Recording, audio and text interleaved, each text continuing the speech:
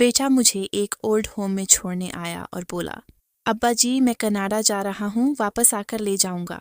میں نے اسے دعائیں دے کر رخصت کیا۔ تھوڑی دیر بعد مجھے یاد آیا کہ میں اپنا چشمہ اس کی گاڑی میں بھول گیا ہوں۔ میں گیٹ کی طرف بھاگا تو دیکھا وہ پارکنگ میں کھڑا اپنی بہن سے ہنس کر کہہ رہا تھا، کینیڈا کا تو بس بہانہ تھا، بوڑھے کو یہاں قید کر دیا ہے۔ آج رات اولڈ ہوم کا انچارج اسے۔ میرے کمرے کی دیواروں پر لگی تصویریں آج مجھے کچھ زیادہ ہی خاموش لگ رہی تھیں، جیسے وہ جانتی ہوں کہ آج اس گھر کا وہ مقیم رخصت ہو رہا ہے جس نے ان دیواروں کی ایک ایک اینٹ اپنی محنت کی کمائی اور خون پسینے سے جوڑی تھی۔ میں اپنی کرسی پر بیٹھا خالی نظروں سے کھڑکی کے باہر اپنے اس باغیچے کو دیکھ رہا تھا جہاں میں نے اپنی مرحومہ بیگم کے ساتھ بے شمار شامیں گزاری تھیں اور جہاں سلمان اور مسکان نے چلنا سیکھا تھا۔ آج وہ باغیچہ بھی اداس تھا، شاید خزاں کا موسم تھا، یا شاید میرے دل کی ویرانی جو ہر چیز پر چھا گئی تھی۔ میرا نام حاجی ستار ہے اور میں 65 سال کا ہو چکا ہوں۔ زندگی کے اس موڑ پر انسان کو آرام اور سکون کی ضرورت ہوتی ہے، اور اللہ کا شکر ہے کہ میرے پاس کسی چیز کی کمی نہیں تھی۔ میرے پاس دولت تھی، جائیداد تھی، اور سب سے بڑھ کر میرا بیٹا سلمان تھا جو میری پوری کائنات تھا۔ میں نے اپنی ساری زندگی اپنے بچوں کے نام کر دی تھی۔ میری بیگم کے انتقال کے بعد میں نے دوسری شادی کا کبھی سوچا بھی نہیں تھا، کیونکہ میں نہیں چاہتا تھا کہ میرے بچوں کے سر پر سوتیلی ماں کا سایہ پڑے۔ میں نے ماں اور باپ دونوں بن کر انہیں پالا۔ سلمان نے بزنس سنبھال لیا تھا اور میں نے خوشی خوشی اپنی زیادہ تر ذمہ داریاں اسے سونپ دی تھیں، کیونکہ میرا ماننا تھا کہ بڑے پیڑ کو نئے پودوں کے لیے جگہ چھوڑ دینی چاہیے۔ مسکان میری اکلوتی بیٹی، جس کی شادی میں نے 7 سال پہلے اپنی بہن کے بیٹے وحید سے کر دی تھی، وہ شادی کے فوراً بعد باہر ملک چلی گئی تھی اور ان 7 سالوں میں وہ پہلی بار پاکستان آئی تھی۔ مجھے یاد ہے جس دن وہ آئی تھی میرا گھر خوشیوں سے بھر گیا تھا، لیکن مجھے کیا معلوم تھا کہ یہ خوشیاں آ رہی ہیں اور ان کے پیچھے ایک ایسا طوفان چھپا ہے جو میری زندگی کی بنیادیں ہلا دے گا۔ مسکان کی واپسی پر میں بہت خوش تھا، لیکن اس کی آنکھوں میں ایک عجیب سی اداسی اور پریشانی تھی جو باپ ہونے کے ناطے میں محسوس کر سکتا تھا۔ مجھے معلوم تھا کہ اس کا شوہر وحید ایک غیر ذمہ دار اور عیاش قسم کا انسان ہے۔ مجھے خبریں ملتی رہتی تھیں کہ اس نے وہاں جوا اور شراب کی لذتوں میں اپنا سب کچھ گنوا دیا ہے اور اب ان کے مالی حالات بہت خراب ہیں۔ مسکان نے مجھ سے کئی بار دبے لفظوں میں مدد کی بات کی تھی اور میں نے ہمیشہ اس کی مدد کی، لیکن پچھلے کچھ عرصے سے میں نے ہاتھ کھینچ لیا تھا، کیونکہ میں جانتا تھا کہ میرا دیا ہوا پیسہ مسکان پر نہیں بلکہ وحید کی عیاشیوں پر خرچ ہو رہا ہے۔ میں نہیں چاہتا تھا کہ میری زندگی بھر کی کمائی جوئے کی نظر ہو جائے۔ شاید اسی لیے مسکان مجھ سے کچھ کھینچی کھینچی رہنے لگی تھی، لیکن میں نے اس سے اس کی بھلائی سمجھائی۔ کل رات کھانے کی میز پر جو ہوا اس نے مجھے ہلا کر رکھ دیا۔ ہم سب خاموشی سے کھانا کھا رہے تھے کہ سلمان نے اچانک گلا صاف کرتے ہوئے کہا، ابا جی مجھے آپ سے ایک ضروری بات کرنی ہے۔ اس کے لہجے میں ایک عجیب سی ہچکچاہٹ تھی جو میں نے پہلے کبھی محسوس نہیں کی تھی۔ میں نے لقمہ توڑتے ہوئے اس کی طرف شفقت سے دیکھا اور کہا، ہاں بیٹا بولو، کیا بات ہے؟ سلمان نے اپنی بیوی نائلہ اور بہن مسکان کی طرف دیکھا جیسے ان سے ہمت مانگ رہا ہو، اور پھر بولا، ابا جی میرا کینیڈا کا ویزا لگ گیا ہے اور وہاں ایک بہت بڑا بزنس پروجیکٹ مل رہا ہے جو ہمارے مستقبل کے لیے بہت ضروری ہے۔ مجھے اگلے ہفتے ہی نکلنا ہوگا اور نائلہ بھی میرے ساتھ جا رہی ہے۔ میں یہ سن کر بہت خوش ہوا۔ یہ تو بہت اچھی خبر ہے بیٹا، اللہ تمہیں کامیاب کرے۔ تو اسی پریشانی والی کیا بات ہے؟ سلمان نے نظریں جھکائیں۔ مسئلہ یہ ہے ابا جی کہ ہم کم از کم 6 مہینے یا شاید 1 سال تک واپس نہیں آ سکیں گے، اور مسکان بھی واپس اپنے سسرال جا رہی ہے، اس کا ویزا بھی ایکسپائر ہونے والا ہے۔ یہ سن کے میرا ہاتھ رک گیا۔ تو اس کا مطلب ہے میں گھر میں اکیلا رہوں گا؟ میں نے دھیمی آواز میں پوچھا۔ سلمان نے جلدی سے کہا، نہیں ابا جی، یہی تو مسئلہ ہے، آپ کی طبیعت بھی ٹھیک نہیں رہتی اور بلڈ پریشر کا مسئلہ بھی ہے۔ ہم آپ کو اکیلا کیسے چھوڑ سکتے ہیں؟ ملازمین کے بھروسے آپ کو چھوڑنا مجھے گزارا نہیں۔ مجھے اس کی فکر دیکھ کر تسلی ہوئی کہ میرا بیٹا میرا کتنا خیال رکھتا ہے۔ تو پھر کیا حل ہے بیٹا؟ میں نے پوچھا۔ سلمان نے ایک لمحے کا توقف کیا اور پھر بولا، ابا جی میرے دوست نے ایک بہت ہی شاندار جگہ بنائی ہے، سکون ولا۔ وہ کوئی عام اولڈ ہوم نہیں بلکہ ایک 5 اسٹار گیسٹ ہاؤس کی طرح ہے، جہاں ڈاکٹرز کی ٹیم ہر وقت موجود ہوتی ہے اور وہاں کا ماحول بہت گھریلو ہے۔ میں نے سوچا ہے کہ جب تک ہم واپس نہیں آتے آپ وہاں رہ لیں، وہاں آپ کو تنہائی بھی محسوس نہیں ہوگی اور آپ کی دیکھ بھال بھی ہم سے بہتر ہوگی۔ اولڈ ہوم کا لفظ سن کر میرے دل کو ایک دھکا لگا۔ ہمارے معاشرے میں اس لفظ کو ایک گالی سمجھا جاتا ہے، لیکن میں نے دل کے چہرے پر موجود مجبوری کو دیکھا تو میرا دل پسیج گیا۔ میں نے سوچا کہ بیٹا اپنی ترقی کے لیے جا رہا ہے اور میری فکر بھی کر رہا ہے۔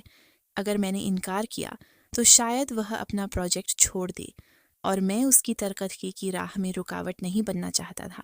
میں نے دل پر پتھر رکھ کر مسکراتے ہوئے کہا، بیٹا اگر تمہیں لگتا ہے کہ یہ میرے اور تمہارے حق میں بہتر ہے تو مجھے کوئی اعتراض نہیں، میں تو بس تمہاری خوشی چاہتا ہوں۔ میری رضامندی سن کر سلمان اور نائلہ کے چہرے کھل اٹھے اور مسکان نے بھی سکون کا سانس لیا، لیکن مجھے ان کے چہروں پر موجود وہی باریک سی مسکراہٹ سمجھ نہیں آئی جو خوشی سے زیادہ کامیابی کی تھی۔ خیر، اسے میں نے اپنا وہم سمجھ کر جھٹک دیا اور پھر ساری رات جاگ کر اپنا سامان بانٹتا رہا۔ میں نے اپنے ساتھ اپنی بیوی کی چند نشانیاں، اپنی پسندیدہ کتابیں اور وہ تصویر رکھ لی جو میں ہمیشہ دیکھتا تھا۔ صبح ہوئی تو گھر کی فضا میں ایک عجیب سا تناؤ تھا۔ ناشتے کے دوران کوئی کسی سے بات نہیں کر رہا تھا۔ سلمان بار بار گھڑی دیکھ رہا تھا جیسے اسے کہیں جانے کی جلدی ہو۔ ابا جی جلدی کریں، ہماری فلائٹ کا وقت قریب آ رہا ہے اور پہلے ہمیں آپ کو ڈراپ کرنا ہے، نائلہ نے یاد دلایا۔ میں نے ایک آخری نظر اپنے گھر پر ڈالی۔ اس گھر کے ہر کونے میں میری یادیں بسی تھیں۔ میں نے دیوار پر لگی اپنی بیگم کی تصویر کو سلام کیا اور دل ہی دل میں وعدہ کیا کہ میں جلد واپس آؤں گا۔ جب میں گیٹ سے باہر نکل رہا تھا تو پڑوسیوں کی نظریں مجھ پر جمی تھیں۔ مجھے ان کی نظروں میں ہمدردی اور سوال دکھائی دے رہے تھے جو میرے لیے تکلیف دہ تھے۔ میں نے سر جھکا لیا اور سلمان کی گاڑی میں بیٹھ گیا۔ سلمان ڈرائیونگ سیٹ پر بیٹھا تھا، نائلہ اس کے ساتھ تھی اور میں اور مسکان پچھلے سیٹ پر تھے۔ گاڑی چل پڑی اور میرا گھر پیچھے رہ گیا۔ راستے پر گاڑی میں خاموشی چھائی رہی۔ مسکان کھڑکی سے باہر دیکھ رہی تھی لیکن اس کا ہاتھ مسلسل اپنے فون پر چل رہا تھا۔ وہ کسی سے میسج پر بات کر رہی تھی۔ میں نے سوچا شاید وحید سے بات کر رہی ہوگی۔ میں نے اس کے سر پر ہاتھ رکھا۔ بیٹی اپنا خیال رکھنا اور وحید سے کہنا کہ ذمہ داری کا مظاہرہ کرے۔ اگر تمہیں پیسوں کی ضرورت ہو تو مجھے بتانا، میں دل سے کہہ کر بھجوا دوں گا۔ میری بات سن کر مسکان چونکی اور اس نے ایک عجیب سی نظر مجھ پر ڈالی جس میں محبت کم اور بیزاری زیادہ تھی۔ جی ابا جی آپ فکر نہ کریں، اس نے مختصر جواب دیا اور دوبارہ فون میں مصروف ہو گئی۔ مجھے دکھ ہوا کہ 7 سال بعد ملنے والی بیٹی آج رخصت کے وقت بھی مجھ سے بات نہیں کر رہی، لیکن میں نے سوچا کہ شاید جدائی کے غم میں چپ ہے۔ شہر کے ہنگاموں سے دور ایک پرسکون لیکن تنہا علاقے میں گاڑی رکی۔ سامنے ایک بڑی شاندار عمارت تھی جس کے بڑے گیٹ پر سکون ولا لکھا تھا۔ عمارت واقعی خوبصورت تھی، سبزہ جھاڑ تھا اور عمارت کا طرز تعمیر جدید تھا، لیکن نہ جانے کیوں اس کی بلند دیواریں اور گیٹ پر کھڑے وردی پوش گارڈز مجھے کسی قید خانے کا احساس دلا رہے تھے۔ سلمان نے گاڑی پارک کی اور ہم اندر داخل ہوئے۔ استقبالیہ پر موجود عملے نے ہمیں دیکھ کر مسکراہٹ کے ساتھ استقبال کیا۔ ایک خوش لباس مدھیم عمر کا شخص جس نے اپنا تعارف ڈاکٹر افتخار کے نام سے کرایا وہ انچارج تھا۔ وہ سلمان سے بہت تپاک سے ملا، جیسے پرانی جان پہچان ہو۔ آئیے آئیے سلمان صاحب، ہم آپ کا ہی انتظار کر رہے تھے، ڈاکٹر افتخار نے سلمان سے ہاتھ ملاتے ہوئے کہا اور پھر میری طرف متوجہ ہوا۔ اور یہ ہیں ہمارے معزز مہمان حاجی ستار صاحب، ماشاء اللہ بہت باوقار شخصیت ہے آپ کی۔ اس کی چکنی چپڑی باتوں نے مجھے تھوڑا سا بے آرام محسوس کرایا، لیکن میں نے ہلکا مسکرا کر جواب دیا۔ ڈاکٹر افتخار ہمیں اپنے آفس لے گیا جو بہت آراستہ تھا۔ وہاں سلمان اور اس کے درمیان کچھ کاغذات پر دستخط کرنے کا مرحلہ شروع ہوا۔ میں خاموشی سے بیٹھا کمرے کا جائزہ لے رہا تھا۔ دیواروں پر بزرگوں کی ہستی کی یادگار تصویریں لگی تھیں، لیکن مجھے تصویروں میں موجود آنکھیں اداس لگ رہی تھیں۔ ابا جی یہاں دستخط کر دیجئے، یہ ایڈمیشن کے کاغذات ہیں اور کچھ میڈیکل ہسٹری کے فارم ہیں۔ سلمان نے کاغذات کا ایک ڈھیر میرے سامنے رکھا۔ میں نے ہمیشہ کی طرح سلمان پر آنکھ بند کر کے بھروسہ کیا اور بغیر پڑھے دستخط کر دیے، کیونکہ وہ میرا بیٹا تھا اور اولاد کبھی والدین کا برا نہیں چاہتی۔ میں نے سوچا کہ یہ صرف رسمی کارروائی ہے۔ دستخط کرتے وقت میرے ہاتھ تھوڑے سے کانپے، کیونکہ یہ دستخط میری آزادی کو محدود کرنے کا پروانہ تھے، لیکن سلمان کی محبت نے مجھے روکنے نہیں دیا۔ بہت خوب، ڈاکٹر افتخار نے کاغذات سمیٹتے ہوئے اطمینان کا سانس لیا۔ آپ فکر نہ کریں سلمان صاحب، حاجی ستار صاحب یہاں بادشاہوں کی طرح رہیں گے۔ ان کا کمرہ بالکل تیار ہے، وی آئی پی سویٹ نمبر 1 میں خود ان کی نگرانی کروں گا۔ پھر وہ وقت آیا جو کسی بھی باپ کے لیے قیامت سے کم نہیں ہوتا، رخصت کا وقت۔ سلمان کھڑا ہوا، اس نے مجھے گلے لگایا۔ اس کی گرفت میں وہ گرمی جوشی نہیں تھی جو ہمیشہ ہوتی تھی۔ ابا جی اپنا خیال رکھیے گا، میں پہنچتے ہی کال کروں گا اور وعدہ کرتا ہوں کہ واپسی پر سب سے پہلے آپ کو لینے آؤں گا۔ اس کی آواز میں ایک لرزش تھی جسے میں نے اس کا دکھ سمجھا۔ نائلہ نے بھی رسمی سا سلام کیا۔ ابا جی دوائیاں وقت پر کھائیے گا۔ مسکان میرے گلے لگی تو میں اپنے آنسو روک نہ سکا۔ میری بیٹی خوش رہنا، میں نے اسے دعائیں دی۔ وہ جلدی مجھ سے الگ ہو گئی۔ اس کی آنکھوں میں آنسو نہیں تھے بلکہ ایک عجیب سی بےتابی تھی۔ جانے کیوں میں وہیں کھڑا انہیں جاتے دیکھتا رہا، وہ مڑ کر بھی نہیں دیکھے، راہداری سے باہر نکل گئے۔ ڈاکٹر افتخار نے میرے کندھے پر ہاتھ رکھا۔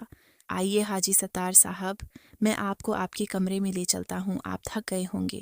میں بوجھل قدموں کے ساتھ اس کے پیچھے چل پڑا۔ میرا کمرہ واقعی بہت شاندار تھا۔ ہر آسائش موجود تھی، ٹی وی، فریج، نرم بستر اور کھڑکی سے نظر آنے والا باغ۔ لیکن یہ سب میرے لیے بے معنی تھا، کیونکہ میرا گھر اور میرے بچے مجھ سے چھین لیے گئے تھے۔ ڈاکٹر افتخار مجھے کمرے میں چھوڑ کر چلا گیا۔ آپ آرام کریں، شام کو میں راؤنڈ پر آؤں گا۔ دروازہ بند ہوتے ہی کمرے میں تنہائی چھا گئی۔ میں بستر کے کنارے بیٹھ گیا۔ میرا دل ٹوٹ رہا تھا۔ مجھے اپنا گھر، اپنی کرسی، اپنی کتابیں شدت سے یاد آ رہی تھیں۔ میں نے سوچا کہ وقت گزارنے کے لیے اخبار پڑھ لوں۔ میں نے جیب میں ہاتھ ڈالا تو مجھے احساس ہوا کہ میری جیب خالی ہے۔ میرا چشمہ، میں اپنا چشمہ سلمان کی گاڑی کے ڈیش بورڈ پر بھول گیا تھا۔ جب میں کاغذات پڑھنے کی کوشش کر رہا تھا تب میں نے اسے وہیں رکھ دیا تھا اور اترتے وقت اٹھانا یاد نہ رہا۔ چشمے کے بغیر میں تقریباً اندھا تھا، نہ کچھ پڑھ سکتا تھا اور نہ ہی دور کا صاف دیکھ سکتا تھا۔ مجھے گھبراہٹ ہونے لگی کہ سلمان تو چلا جائے گا اور میں نئے چشمے کے لیے کسے کہوں گا۔ میں نے سوچا کہ ابھی تو وہ گئے ہیں، شاید پارکنگ میں ہوں یا گیٹ پر کاغذات جمع کروا رہے ہوں۔ مجھے فوراً جانا چاہیے۔ میں تیزی سے اٹھا اور دروازہ کھول کر باہر نکلا۔ راہداری میں کوئی نہیں تھا۔ میں اپنے اندازے سے مرکزی دروازے کی طرف بڑھا۔ میری نظر دھندلی تھی لیکن راستہ سیدھا تھا۔ گیٹ پر موجود گارڈ اپنی کرسی پر اونگھ رہا تھا یا شاید کسی سے فون پر بات کرنے میں مگن تھا۔ اس نے مجھے نکلتے ہوئے نوٹس نہیں کیا۔ میں گیٹ سے باہر پارکنگ ایریا کی طرف آیا۔ پارکنگ ایریا میں ابھی بھی سلمان کی گاڑی کھڑی تھی۔ میرا دل خوشی سے اچھل پڑا کہ شکر ہے وہ اب بھی نہیں گئے۔ میں تیز قدموں سے گاڑی کی طرف بڑھا، لیکن جیسے جیسے میں قریب گیا میرے قدم دھیمے ہوتے گئے۔ میں نے دیکھا کہ سلمان ڈرائیونگ سیٹ سے باہر کھڑا ہے اور مسکان اور نائلہ بھی گاڑی کے باہر ہی کھڑی ہیں۔ وہ تینوں آپس میں باتیں کر رہے تھے۔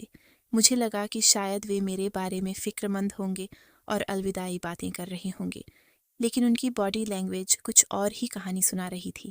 سلمان کا چہرہ جو کچھ دیر پہلے اداس اور غمگین تھا اب بالکل پرسکون تھا، بلکہ اس پر ایک فاتحانہ مسکراہٹ تھی۔ نائلہ اپنے فون میں کچھ دیکھ کر ہنس رہی تھی اور مسکان نائلہ کے کندھے پر ہاتھ مار کر کچھ کہہ رہی تھی اور پھر وہ دونوں ہنس پڑیں۔ ان کی ہنسی کی آواز پارکنگ کی خاموش فضا میں گونج اٹھی۔ یہ ہنسی وہ ہنسی نہیں تھی جو جدائی کے وقت ہوتی ہے، یہ تو کسی جشن کی ہنسی تھی۔ میں ایک پیڑ کی آڑ میں رک گیا۔ میرا دل زور زور سے دھڑک رہا تھا۔ مجھے اپنی آنکھوں پر یقین نہیں آ رہا تھا کہ کیا یہ وہی بچے ہیں جو ابھی مجھے روتے ہوئے چھوڑ کر آئے تھے۔ میری دھندلی نظروں نے دیکھا کہ ڈاکٹر افتخار بھی وہاں آ گیا ہے اور سلمان اسے ایک لفافہ پکڑا رہا ہے جو بظاہر پیسوں کا لفافہ لگ رہا تھا۔ وہ چاروں دائرے میں کھڑے ہو گئے۔ ان کے چہروں سے عیاری ٹپک رہی تھی۔ میں نے سانس روک کر کان لگا کر سننے کی کوشش کی کہ وہ کیا بات کر رہے ہیں۔ ہوا کا رخ میری طرف تھا، اس لیے ان کی آوازیں ٹکڑوں میں مجھ تک پہنچنے لگیں اور وہ لفظ جو میرے کانوں سے ٹکرائے وہ کسی پگھلے ہوئے سیسے سے کم نہیں تھے۔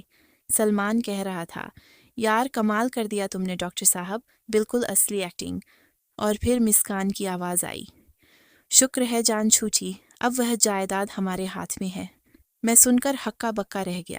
میرے پیروں تلے سے زمین نکل گئی۔ مجھے لگا کہ شاید میرا وہم ہے، لیکن منظر اتنا صاف تھا کہ اسے جھٹلایا نہیں جا سکتا تھا۔ یہ کناڈا جانے والے مسافر نہیں لگ رہے تھے، بلکہ یہ تو کسی شکار کو جال میں پھنسانے والے شکاری لگ رہے تھے، اور وہ شکار میں تھا۔ میرا دماغ چکرانے لگا۔ میں نے دیوار کا سہارا لیا کہ کہیں گر نہ جاؤں۔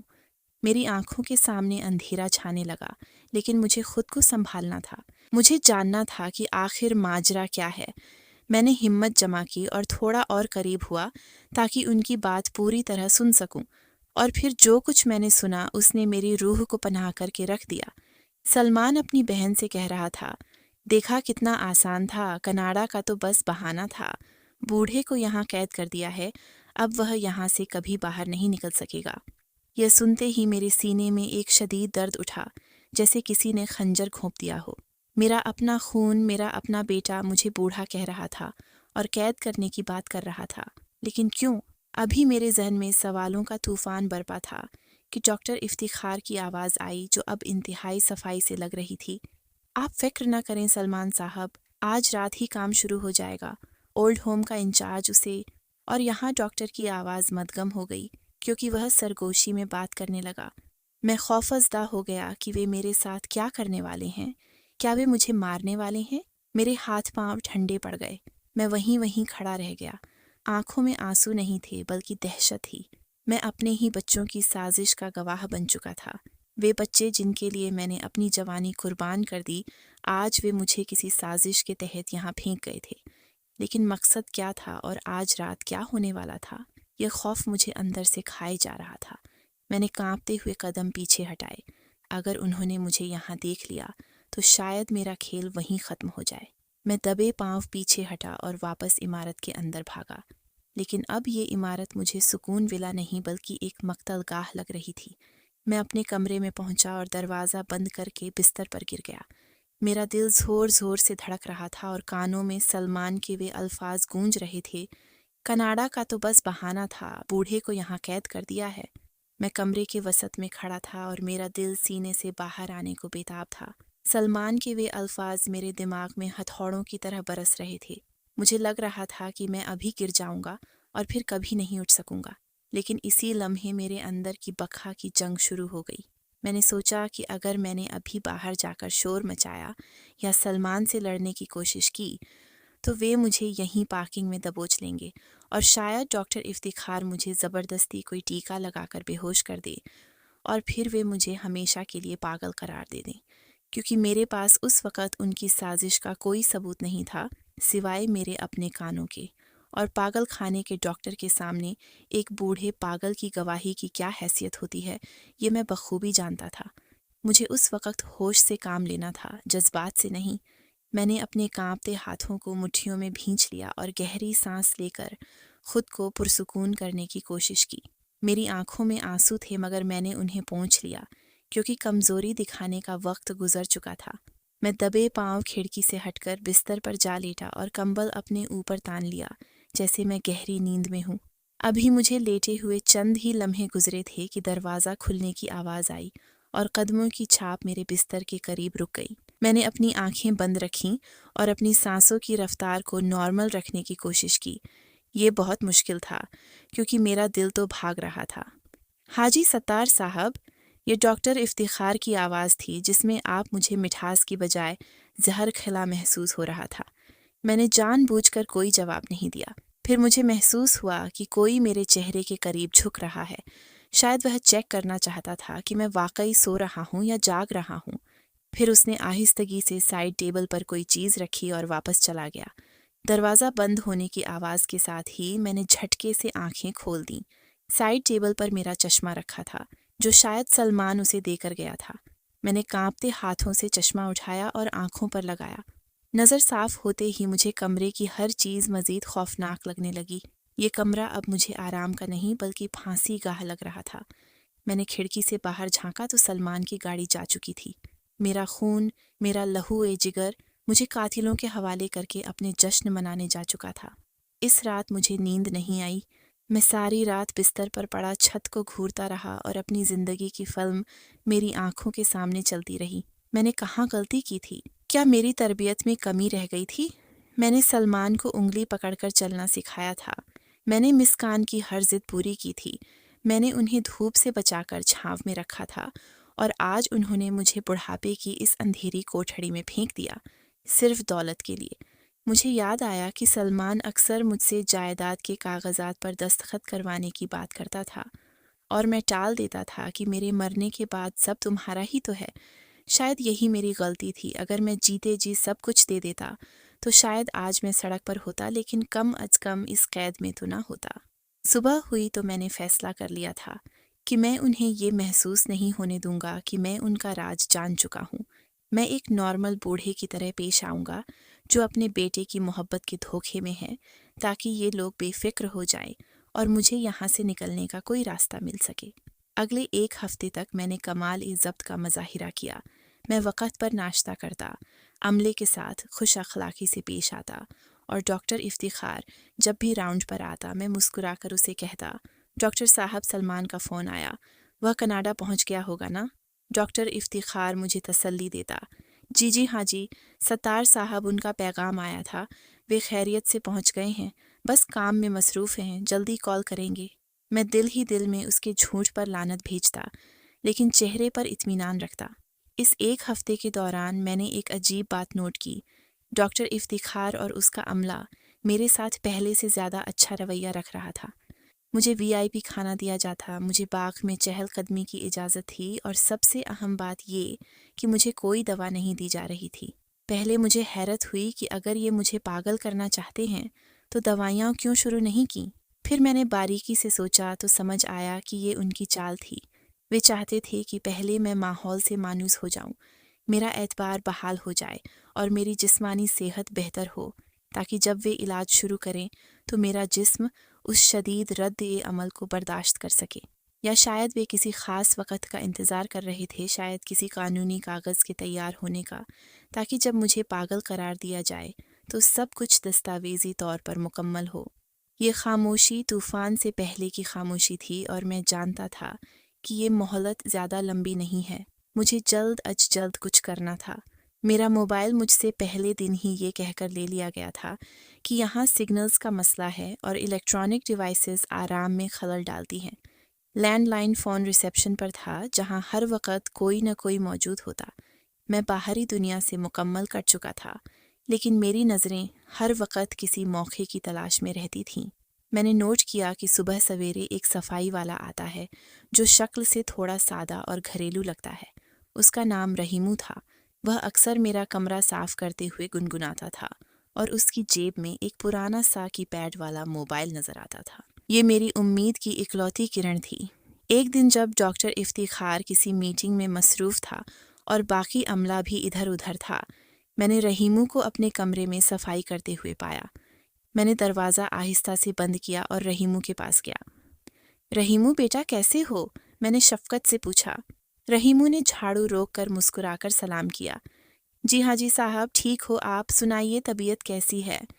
میں نے اس کے کندھے پر ہاتھ رکھا اور اپنی جیب سے وہ 1000 روپے کا نوٹ نکالا جو میں نے اپنی واسکٹ کی خفیہ جیب میں چھپا رکھا تھا۔ یہ نوٹ میں نے گھر سے نکلتے وقت ایمرجنسی کے لیے رکھا تھا، اور شکر ہے کہ تلاشی کے دوران یہ ان کی نظر سے بچ گیا تھا۔ رحیمو کی نظر نوٹ پر پڑی تو اس کی آنکھیں چمک اٹھیں۔ یہ کیا ہے حاجی صاحب؟ اس نے حیرت سے پوچھا۔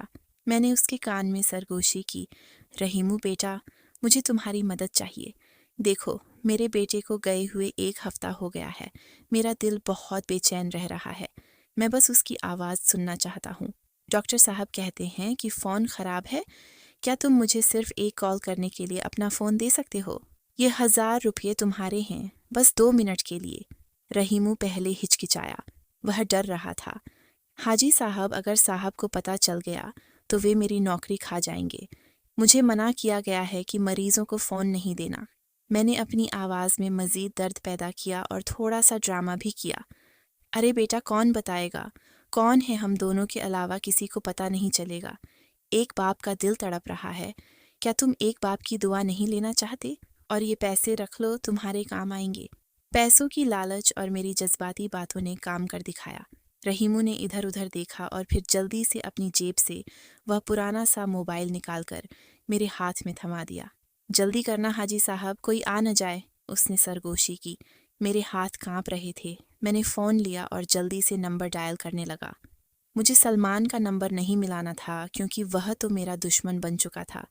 مجھے وہ نمبر ملانا تھا جو میرے حافظے میں محفوظ تھا، میرے بچپن کے دوست اور ریٹائرڈ پولیس انسپکٹر نواز کا۔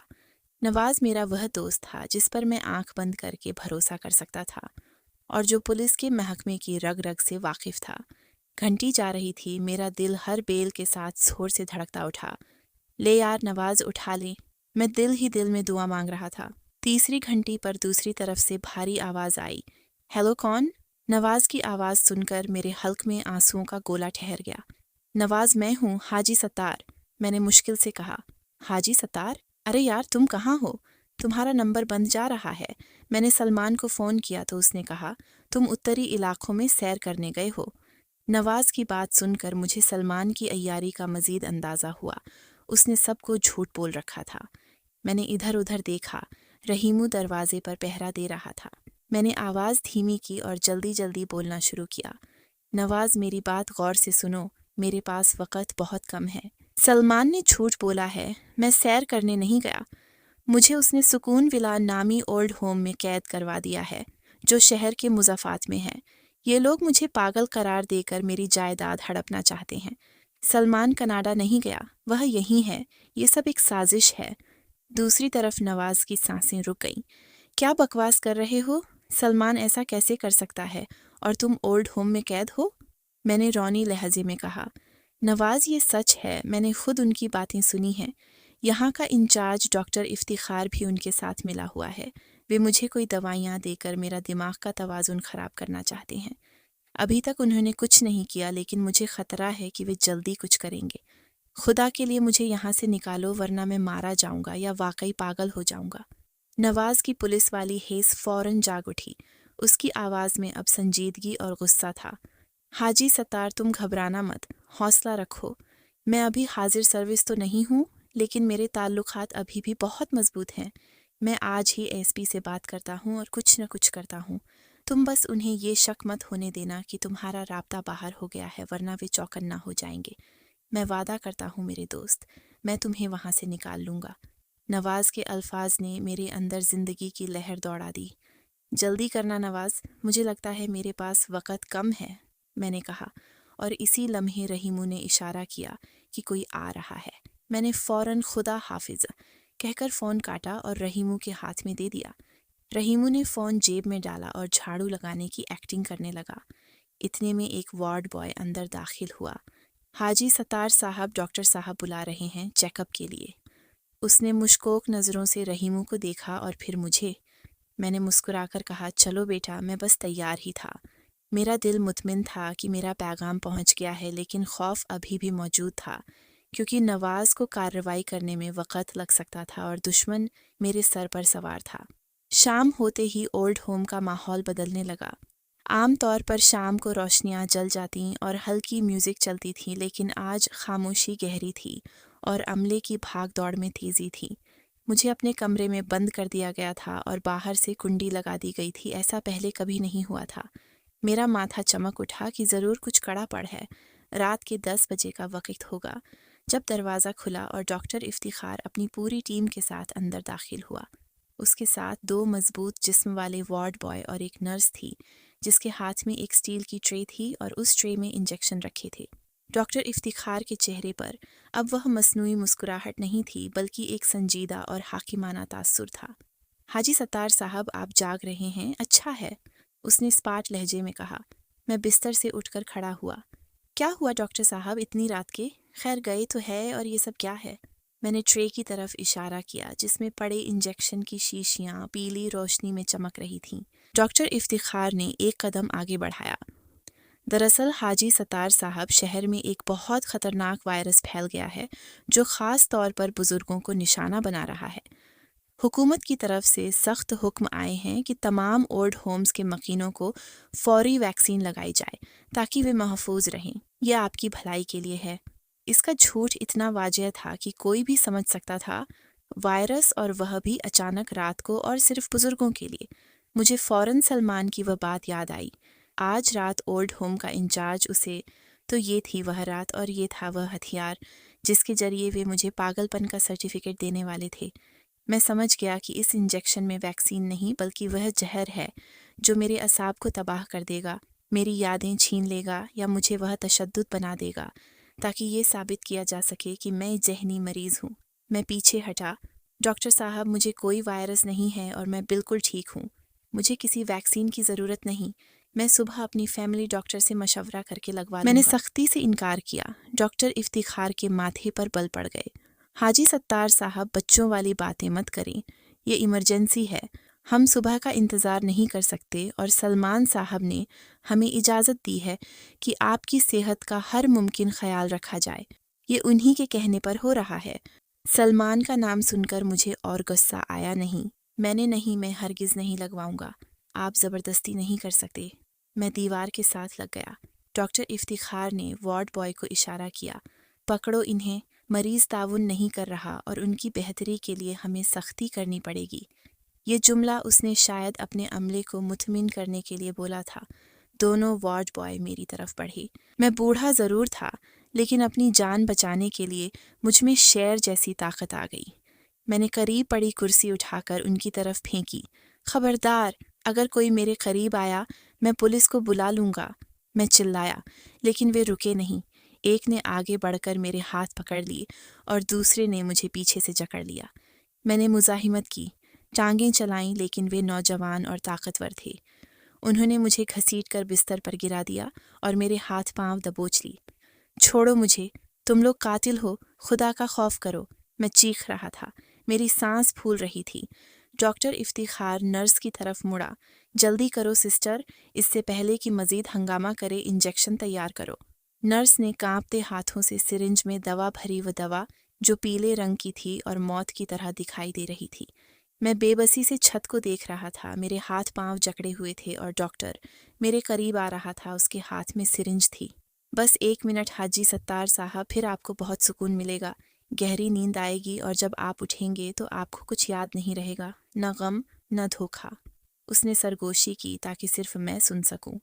یہ اس کا اقرار جرم تھا، وہ مجھے بتا رہا تھا کہ وہ مجھے ختم کرنے والا ہے۔ میں نے آنکھیں بند کر لیں اور دل ہی دل میں اللہ کو پکارا، یا اللہ میری مدد کر، نواز نے وعدہ کیا تھا، وہ کیوں نہیں آیا؟ سرنج کی سوئی میرے بازو کو چھونے والی تھی، میں اس کی ٹھنڈک محسوس کر سکتا تھا۔ مجھے لگا کہ اب سب ختم ہو گیا ہے، اب میں اپنی باقی زندگی ایک زندہ لاش بن کر گزاروں گا جو اپنے بچوں کو پہچان بھی نہیں سکے گی۔ اچانک بالکل اسی لمحے جب سوئی میرے بازو کو چھونے والی تھی، باہر سے ایک تیز اور بلند آواز آئی۔ یہ سائرن کی آواز تھی، پولیس۔ سائرن کی آواز جو رات کے سناٹے کو چیرتی ہوئی آ رہی تھی، اور یہ آواز دور نہیں تھی بلکہ بالکل عمارت کے گیٹ کے باہر تھی اور بہت قریب آ رہی تھی۔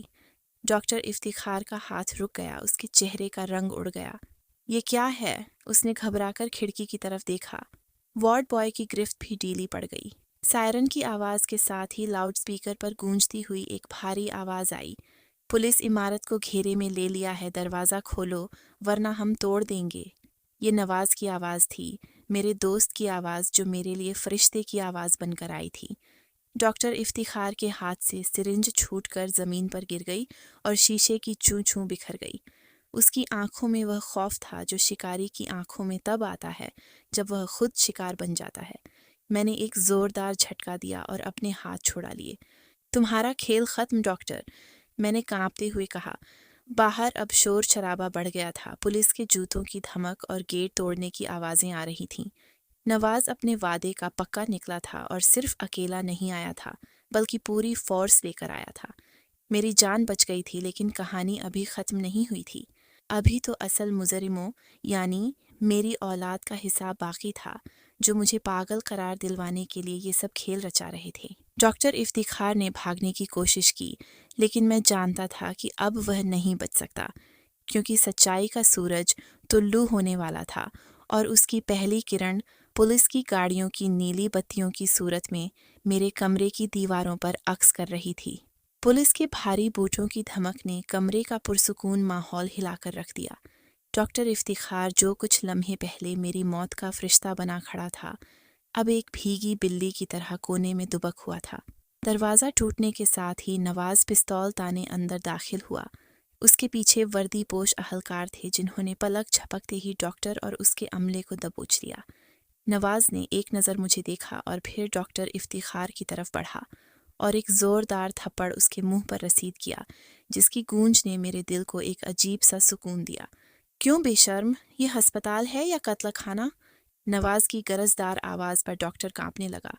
نہیں سر، آپ غلط سمجھ رہے ہیں، یہ مریض پاگل ہے، وہ تشنج میں تھا، ہم تو بس اسے آرام کا انجیکشن لگا رہے تھے۔ ڈاکٹر نے آخری داؤ کھیلا، لیکن نواز کشتہ کھلاڑی نہیں تھا۔ اس نے زمین پر گری ہوئی ٹوٹی سرنج کی طرف اشارہ کیا اور ایک کانسٹیبل کو حکم دیا، اسے سیل بند لفافے میں ڈالو اور فورنسک کے لیے بھیجو۔ رپورٹ بتائے گی کہ یہ آرام کی دوا تھی یا دماغ کو ہمیشہ کے لیے سلا دینے والا زہر۔ پھر نواز میری طرف آیا، اس نے مجھے گلے لگایا۔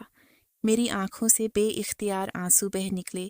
یہ خوشی کے آنسو نہیں تھے، بلکہ اس عذاب کے نکلنے کا راستہ تھا جو میں نے ایک ہفتے سے اپنے سینے میں دبا رکھا تھا۔ شکر ہے یار، تم وقت پر آ گئے، ورنہ یہ آج میرا کام تمام کر چکے تھے، میں نے روندی ہوئی آواز میں کہا۔ نواز نے میری پیٹھ تھپ تھپائی۔ میں نے وعدہ کیا تھا حاجی ستار، اب دیکھو میں ان کے ساتھ کیا کرتا ہوں۔ ڈاکٹر افتخار اور اس کے ساتھیوں کو ہتھکڑیاں لگا کر گاڑیوں میں ڈالا گیا۔ نواز نے مجھے سہارا دے کر اٹھایا۔ چلو حاجی ستار، اب وقت آ گیا ہے کہ اصل مجرموں کا سامنا کیا جائے۔ میرا دل ایک لمحے کے لیے لرز اٹھا۔ کیا میں اپنی ہی اولاد کے سامنے کھڑا ہو پاؤں گا؟ کیا میں ان کی آنکھوں میں آنکھیں ڈال کر پوچھ سکوں گا کہ انہوں نے میرا سودا کیوں کیا؟ لیکن پھر مجھے سلمان کا وہ جملہ یاد آ گیا، کینیڈا کا تو بس بہانہ تھا۔ اس یاد نے میرے اندر کی رہی سہی ہمدردی کو بھی ختم کر دیا۔ میں نے مضبوطی سے سر ہلایا اور نواز کے ساتھ باہر نکل آیا۔ پولیس کی گاڑی میں بیٹھتے ہوئے میں نے آسمان کی طرف دیکھا۔ بادل چھنٹ رہے تھے اور چاند نکل رہا تھا، بالکل سچائی کی طرح جو اب پوری طرح اجاگر ہونے والی تھی۔ ہمارا قافلہ شہر کی طرف روانہ ہوا۔ منزل میرا اپنا گھر تھا، وہ گھر جسے میں نے سکون سمجھا تھا، اور میرے بچوں نے اسے سازش کا اڈا بنا دیا۔ رات کے 2 بج رہے تھے جب ہم میرے گھر کے باہر پہنچے۔ نواز نے سائرن بند کروا دیے تھے تاکہ انہیں خبر نہ ہو۔ گیٹ کیپر نے پولیس موبائلز دیکھ کر گھبرا کر گیٹ کھول دیا۔ میں نے دیکھا کہ لاؤنج کی بتیاں جل رہی تھیں اور اندر سے ہلکی میوزک کی آواز آ رہی تھی۔ وہ واقعی جشن منا رہے تھے۔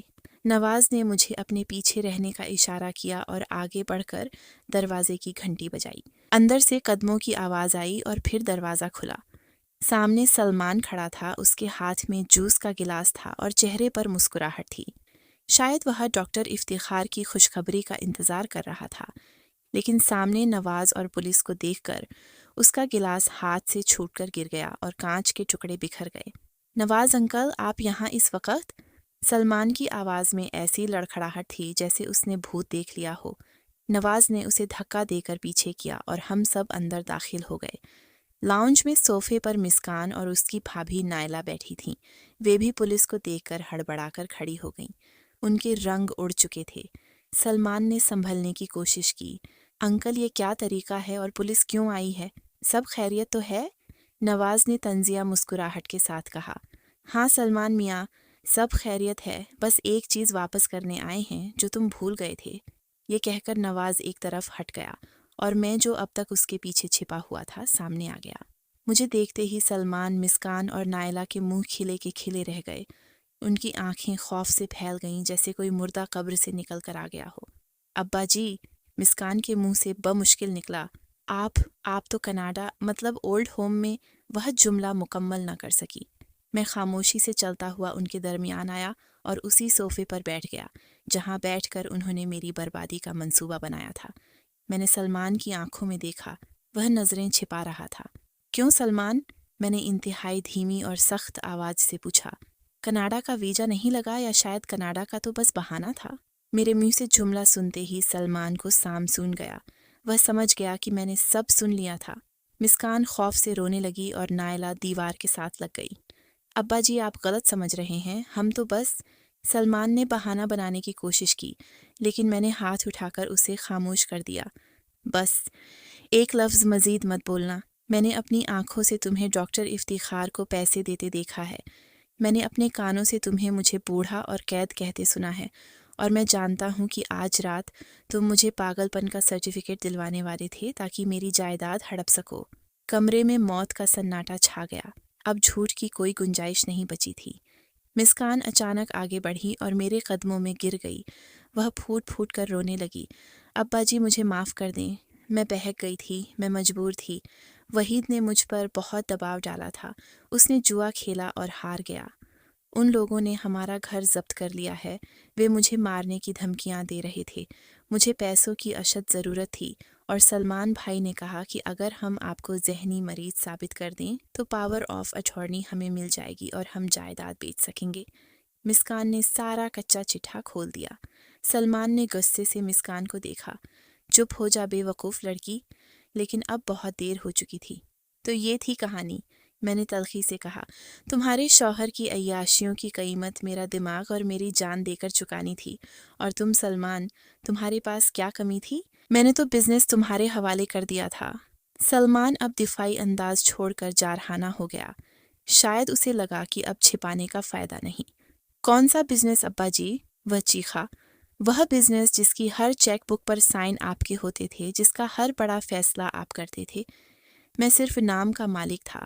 اصل طاقت آپ کے پاس تھی اور آپ جائیداد میرے نام کرنے کا نام نہیں لیتے تھے۔ مجھے اپنا حصہ چاہیے تھا، اور نائلہ چاہتی تھی کہ ہم آزاد زندگی گزاریں، آپ کی روک ٹوک کے بغیر۔ اس کی باتیں سن کر مجھے لگا کہ میں نے سانپ پالے تھے۔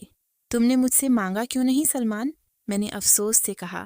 اگر تم کہتے کہ تمہیں آزادی چاہیے تو میں خود الگ ہو جاتا اپنی مرضی سے، لیکن تم نے دھوکہ دیا، تم نے میری پیٹھ میں چھرا گھونپا۔ نواز نے آنکھیں بڑھا کر سلمان کے ہاتھوں میں ہتھ کڑی لگا دی۔ بہت ہو گیا ڈرامہ، تم تینوں پر اقدام قتل، دھوکہ دہی اور سازش کا مقدمہ درج ہوگا۔ ڈاکٹر افتخار نے تھانے میں سب اگل دیا ہے۔ اس نے اقرار کر لیا ہے کہ تم نے اسے 50 لاکھ روپے دیے تھے حاجی ستار کو پاگل کرنے کے لیے۔ ہتھ کڑی لگتے ہی سلمان کا غرور خاک میں مل گیا۔ وہ گڑ گڑانے لگا۔ نواز انکل پلیز، ابا جی کو سمجھائیے، یہ خاندانی معاملہ ہے، عزت خراب ہو جائے گی ابا جی، میں آپ کا بیٹا ہوں۔ میں نے اٹھ کر اس کے قریب جا کر اس کی آنکھوں میں دیکھا۔ بیٹا نہیں، میرا بیٹا سلمان تو اسی دن مر گیا تھا جس دن اس نے مجھے اولڈ ہوم کے گیٹ پر چھوڑ کر مسکراتے ہوئے کہا تھا۔ میں نے الماری کی طرف اشارہ کیا۔ تمہیں جائیداد چاہیے تھی نا؟ تمہیں لگتا تھا کہ اگر میں پاگل ہو جاؤں گا تو سب تمہارا ہو جائے گا۔ میں نے الماری سے ایک فائل نکالی جو میں نے وہاں رکھی ہوئی تھی۔ تم لوگ شاید بھول گئے تھے کہ میں بزنس مین ہوں اور میں کچی گولیاں نہیں کھیلتا۔ جب تم نے کینیڈا جانے کا ڈرامہ رچایا تھا تو مجھے شک تو نہیں تھا، لیکن احتیاطاً میں نے اپنے وکیل کو بلا کر ایک وصیت تیار کروائی تھی کہ اگر مجھے کچھ ہو جائے یا میں غائب ہو جاؤں تو میری ساری جائیداد، سارا بزنس اور بینک بیلنس براہ راست یتیم خانہ ٹرسٹ کو منتقل ہو جائے۔ یہ سنتے ہی سلمان اور مسکان کے چہروں پر ہوائیاں اڑنے لگیں۔ وہ جس دولت کے لیے باپ کو پاگل کر رہے تھے وہ تو پہلے ہی ان کے ہاتھ سے نکل چکی تھی۔ اور سنو، میں نے بات جاری رکھی، آج صبح جب میں اولڈ ہوم سے نکلا تو میں نے سب سے پہلے اپنے وکیل کو فون کیا تھا، اور اب میں نے وہ وصیت بدل دی ہے۔ اب مجھے مرنے کی ضرورت نہیں ہے۔ میں اپنی زندگی میں ہی اپنی ساری جائیداد اس ٹرسٹ کے نام کر رہا ہوں، سوائے اس گھر کے جو میں اس اولڈ ہوم کو وقف کر رہا ہوں، جہاں سے میں بچ کر آیا ہوں، تاکہ وہاں رہنے والے بزرگوں کو وہ عذاب نہ سہنا پڑے جو میں نے سہا۔ مسکان چیخ پڑی، تو ہم کہاں جائیں گے؟ ہم سڑک پر آ جائیں گے۔ میں نے سر لہجے میں کہا، وہی سڑک جو تم نے میرے لیے چنی تھی، فرق صرف اتنا ہے کہ میرے سر پر اللہ کا سایہ تھا اور تمہارے سر پر تمہارے گناہوں کا بوجھ ہوگا۔ میں نے نواز کی طرف دیکھا۔ لے جاؤ انہیں نواز، مجھے ان کی شکلوں سے گھن آ رہی ہے۔ پولیس سلمان اور نائلہ کو گھسیٹ کر لے گئی۔ مسکان میرے پیروں سے لپٹی ہوئی تھی۔ ابا جی مجھے معاف کر دیں، میں مر جاؤں گی۔ میں نے پیر چھڑوائے۔ تم تو 7 سال پہلے ہی مر گئی تھی جب تم نے پلٹ کر میرا حال نہیں پوچھا تھا۔ جاؤ اپنے شوہر کے پاس، شاید وہ تمہیں بچا لے۔ پولیس مسکان کو بھی لے گئی اور گھر میں سناٹا چھا گیا۔ میں اکیلا رہ گیا تھا، بالکل اکیلا، لیکن عجیب بات یہ تھی کہ مجھے وہ تنہائی محسوس نہیں ہو رہی تھی جو اولڈ ہوم میں تھی، کیونکہ آج میں آزاد تھا۔ میں نے اپنی ضمیر کا بوجھ اتار پھینکا تھا۔ میں نے خون کے رشتوں کو آزمایا تھا اور وہ کھوٹے نکلے تھے۔ میں گھر سے باہر نکلا۔ فجر کی اذان ہو رہی تھی۔ اللہ اکبر کی صدائے نے میرے زخمی دل پر مرہم رکھا۔ نواز کی گاڑی پر میرا منتظر تھا۔ اب کہاں جاؤ گے حاجی ستار؟ اس نے پوچھا۔ میں نے مسکرا کر آسمان کی طرف دیکھا۔ پتہ نہیں نواز، شاید کہیں دور جہاں کوئی رشتہ نہ ہو، کوئی امید نہ ہو اور کوئی دھوکہ نہ ہو، لیکن فی الحال مجھے جا کر ایک نئی صبح سے زندگی شروع کرنی ہے، ان بزرگوں کے لیے جو اولاد بھی ستائے ہوئے ہیں۔ میں نے نواز کو گلے لگایا اور اپنی گاڑی میں بیٹھ گیا۔ میں نے پیچھے مڑ کر اپنے گھر کو نہیں دیکھا، کیونکہ اب وہ گھر نہیں تھا، صرف اینٹ پتھر کا ڈھیر تھا۔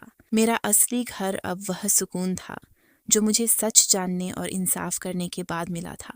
بیٹا اور بیٹی جیل کی سلاخوں کے پیچھے اپنی سزا بھگت رہے تھے، اور ان کا بوڑھا باپ جسے وہ پاگل کرنا چاہتے تھے، وہ دنیا کا سب سے ہوشیار فیصلہ کر کے نکل آیا تھا کہ پاگل پن کا سرٹیفکیٹ انہیں مبارک ہو، کیونکہ پاگل میں نہیں تھا، پاگل وہ تھے جنہوں نے دولت کی خاطر اپنی جنت یعنی اپنے والدین کو بیچ ڈالا۔